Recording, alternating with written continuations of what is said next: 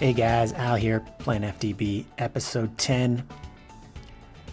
My lava production plant is finished. I'm actually going to break this down and reset it up to show you guys how I'm producing lava. And I decided to go with the biomass versus having the lava create the power to set this up. That was the initial goal, was to have lava that's being produced also produce the power to produce the lava. That sounds a little bit weird, but that was the initial plan. I tried it with the magmatic engines. I tried it with the not the geothermal, but the thermal generators from GregTech. All of them weren't working. The engines were running out of lava, or they were draining all of the lava out of the tank, and it was just not an efficient way of going about this. The best way was the biomass, which just continues to fill, and I got tons and tons of it, so what the heck, I might as well use it. So I went with a biogas engine setup with my magma crucibles, and what I'm going to do is I'm going to actually break this all down and I'm going to reset it up. I'm going to leave the tank and the piping. What I've done is I pretty much just piped the biomass here from the middle. There's already some pipes here, and I piped it underneath the lava pipe. I just switched the pipes so they're different. The lava's running with the stone waterproof pipe, and the biomass is running with cobblestone waterproof pipe, so they don't connect. And then they're just coming out each side. This is all aesthetic, except with the glass there. And, you know, I wanted to go with a setup that had, 3 on each side, so it's kind of like a 6-banger, like a V6 kind of setup. That's what I was going with. So anyways, what I'm going to do is I'm just going to break it all down and set it up and show you guys how I've been making a lava. So give me a second to do that.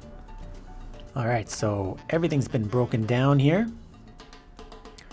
I'm actually going to upgrade the system from a 6-banger to an 8-banger. So I'm going to run with 8 biogas engines, and instead of 3 magma crucibles, I'm going to set up 5. And this is what you're going to need to set this all up. You're going to need some iron waterproof pipes. You're going to, of course, need the magma crucibles. I got 5 of them. Biogas engines, I got 8. You're going to need some levers to turn on and off the engines. Going to need the golden conductive pipe to transport the power to the crucibles. Also going to need the wooden conductive pipes to hook up to the engines. And going to need some hoppers. And you're going to need a healthy supply of the netherrack. Alright, so let's set this up. I'm going to start off with the wooden conductive pipes. Just going to lay those down right here. So I got something for the engines to connect to. And I'm going to take my biogas engines, set those up directly underneath each one of these pipes. Go around the other side, same thing. 2, 3, 4. Then I'm going to take my golden conductive pipe, set that up right above. Might have to hold shift here, otherwise you're going to have a little bit of trouble. It's going to keep showing you the tank. Then I believe I had it set up right here, like so. There you go, same thing on this side. Shift click. Connect that. There you have it. Got the power set up. I'm going to drop down the levers. 1, 2, 3, 4. I hated how they don't go the same way. I'll come back and set that up, fix that off camera. But that kind of drives me nuts. I'm a little bit anal with that kind of stuff. Okay, so that is set up. Now I need to drop in the magma crucibles. So I got 5 of these, like so. And then I'm gonna have to connect these to the tank. So I think I'm gonna go with a series of one-way pipes. I think is the best way to do this. And of course I got an annoying slime. So give me 1 second, I gotta go kill that slime and I'm gonna come right back. Okay, so yeah, killed the slime. It's daytime now, which is probably when I should do my recordings in the day so I don't have that happen again. Try to do that in the future, but anyways, let's press on.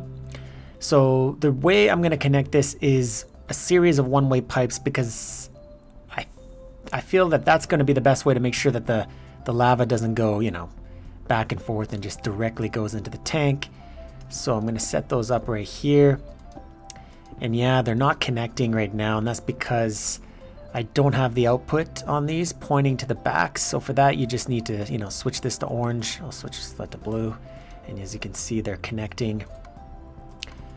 So yeah, that output here in the back is the corner one. Oops, I screwed that one up. Let me make that orange. Make that orange. Turn that to blue. I mean, you don't need to turn this other one to blue, but you definitely need to make this one orange here. Okay, so they're all connected. So now I need to go in with my wrench and direct the one-way.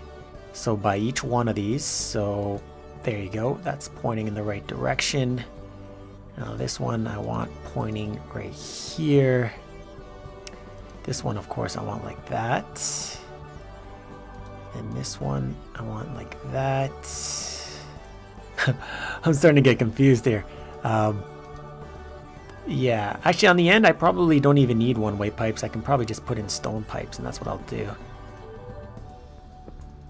Just because I can use these for something else, because they are a little bit more expensive to make. So yeah, so all the lava in these crucibles should go out and directly go into the tank. So that is set up. Now I'm going to put in my hoppers. I got 5 of those. I mean, I don't need to have the hoppers, but of course it's going to help a lot because I'm not going to have to, you know, constantly check up on these. A cool setup would be to have like a quarry in the nether and then use ender chest to just pipe in the lava or pipe in the netherrack, but then I feel like there's going to be a pretty significant overflow at that point. So I mean, this setup is fine like this. I think this is more than adequate. Once these things run out, this tank will probably be full anyways. So yeah, I think I got everything set up here the way I want. Now I just need to turn these engines on. So I'm gonna need to stick a little bit of lava just to get in those engines, just to get things going. So I got an empty bucket here somewhere. So I'm just gonna go in individually and do this. So give me a second to do this on all the engines because I don't want to record this. It's going to take me a while to do, and then I'll be right back. Okay, so I got the lava in each one of these biogas engines, and I went ahead and fixed all the little levers so they're pointing all in the same direction. And now let's fill this thing up with some netherrack. So I'm going to grab a bunch of netherrack and start dropping it in the hoppers.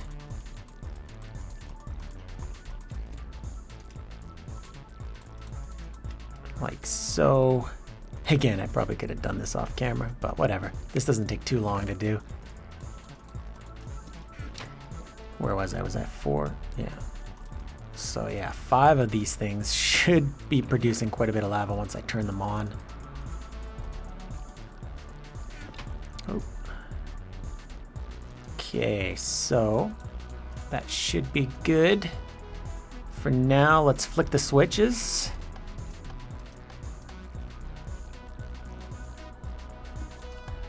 On my 8-banger. And this will take a while to get going. Oh, they're already going. So yeah, you probably don't need the one-way pipes. You can probably just use stone waterproof pipes. It's just the reason, like I said, the reason I do it is just to make sure that the lava doesn't go back and forth and just gets into the tank as fast as possible. But what will happen is these things it will go back and forth until it goes into the tank. So I don't think it's a really big issue. So you could probably just use stone waterproof pipes right there and just leave out the iron. But anyways, yeah, that thing is set up. So it should start producing lava again at a higher click now because I got 5 of them. and it takes a while for them to warm up. Believe they need to get to like 12,000 MJ before they can start melting or converting the netherrack into lava. But yeah, that's how I've been creating lava. So pretty cool, good stuff. The next thing I want to do is I want to set up, what is it called? The industrial blast furnace. So that's what I'm going to do in the next episode, in the next clip here. So give me a second to just kind of get all of that ready, and then I'll set it up for you guys. So see you guys then.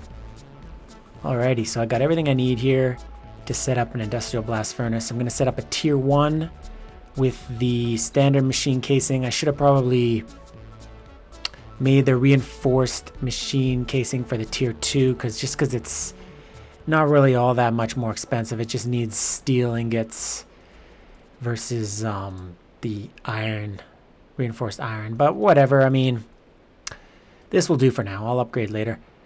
So okay, let's set it up. We got a 3x3x4 area here. And it's set up pretty much like the regular blast furnace. You just got to leave 2 spots in the middle. Actually, I'm not going to be able to get in there. Except you got to put lava in these for it to work. I tested it out to see if I had to or if I didn't, but I tried without it and it didn't work. So, because I remember with the blast furnace, I didn't put any lava in the middle and it worked. So this one's set up a little differently. You got to put the lava in there. So there you go. Then we just close that off. Oh, Butterfingers there. So, okay. And I grab the industrial blast furnace, which is actually pretty easy to make. These components, it's all pretty simple stuff. This is the only one that's kind of complicated, but realistically, if you've ever used a rolling machine, pretty simple. And let's slap that down right there. And I'm gonna have to put a wire to it. And there, it should work. So I have some silicone cells that I'm gonna try in there. And yep, it works. Sweet. So yeah, that's pretty much how you set up the industrial blast furnace. So now what I'm going to do, finish off the episode, is I'm going to set up some miners. And I also needed this so I could upgrade my drills for the miners because I want those diamond tip ones because they roll a lot faster. So yeah, anyways, I'm just going to get everything set up for the miners and then I'll be right back and we'll go set those things up.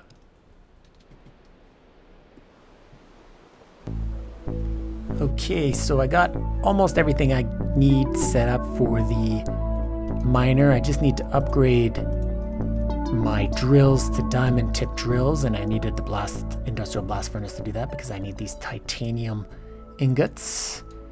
So I'm just going to upgrade this to diamond tipped and 2 of these going. So you need quite a bit of stuff to set up a miner. I've done this multiple times. I've done it in this FTB series. I've also done it in the Technic series on this channel. So I'm not going to go into too much detail, but as you can see, there is quite a bit of items you need. You need a miner. I've got 2 of them set up, so I'm going to roll with 2 of them. You're going to need a pump. This is all industrial craft. You're going to need some mining pipe. You're going to need some empty cells, and you're going to need some chests. And the way I'm going to do it is I'm going to use these advanced lap packs to power it versus the solar power. You can use solar power. You could use a whole bunch of different items or different things to power it. But I like the advanced lap packs. I just throw them in my MFSU, charge them up, and then go out and set up the miners. So I got 2 of those set up. These are not too complicated to make. You need a lap pack, and then you combine that with an advanced circuit and a Lapatron crystal, of course, to make a lap pack. You need to do this, and then you need a lap pack. So it's quite the process.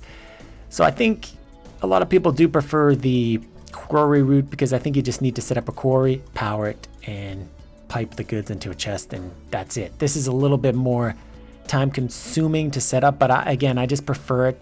Once you have it set up, it's pretty easy to just break apart and, drop them down. But, renewable, so you don't really have to worry about having to build it again and again. Once you have it, it's pretty easy to reset up. So anyways, what I'm going to do is I'm going to go find somewhere to stick these, really good spot, and I'll see you guys then. And that will probably be the end of the video. I'm starting to run out a little bit of time here, so yeah, let's just find a good spot for these to start mining. All right, so I've already set up one of these setups here, and just remember that you're also going to need a low voltage transformer if you're going to do the same setup that I'm doing with the MFE. Otherwise, if you go directly into these pump and miner, they're just going to blow up. So yeah, don't forget the low voltage transformer. Don't forget the wires, the cable. You can use glass fiber cable. That's what I'm rolling with right now. Otherwise, yeah, I forgot that in the house, so I had to go back and get it. But this is the basic setup here of what it looks like when it's done. And it's getting dark, and I'm going to set it up again because I made 2 of these. So real quick, I'm going to set it up over here. I found a spot with the OV scanner that's pretty good. It's got a lot of ore. So, and yeah, just to check, you know, if you want to run your OV scanner, you just right mouse click on the side here on the ground, and you'll find spots with, and it'll tell you how much ore is there. So actually, let me just set up a little bit more light around here because it is dark and I'm going to get creeped. Okay. So now, which one was it now? I'm all confused. I think it was this one right here. Yeah. Okay, so let's drop the miner right here. Put the pump right next to it. And then 2 chests on either side. Then drop the low voltage transformer. Make sure the input is facing me here. There you go, zombies coming. MFE output facing me.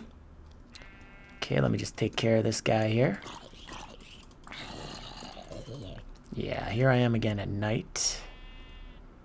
Recording. But this sheep, I think the sheep's going to protect me, so I'm good. So, yeah, I'm going to put in my cable now. Glass fiber. Like so. Now I'm going to load up these machines. Pump, it needs the empty cells. The empty cells are there, so if it runs into lava or water, it's going to pick it up and throw it into this chest here. And now I'm going to set up the miner, which needs the OV scanner and the drill. And you're going to need a stack of mining pipe. I'm at level 63, so a stack will get me to bedrock, so that's cool. I think I'm pretty much ready to go. Now I just need to drop in the advanced lap pack into the MFE just to power it up. And there you have it. That's the setup, and it should start digging. It's already dug, so it should be some dirt in there. Sweet. So yeah, let's just take a look at how this one's doing over here. And it's surrounded with some bad guys. I'm gonna have to take these guys out again. Ah.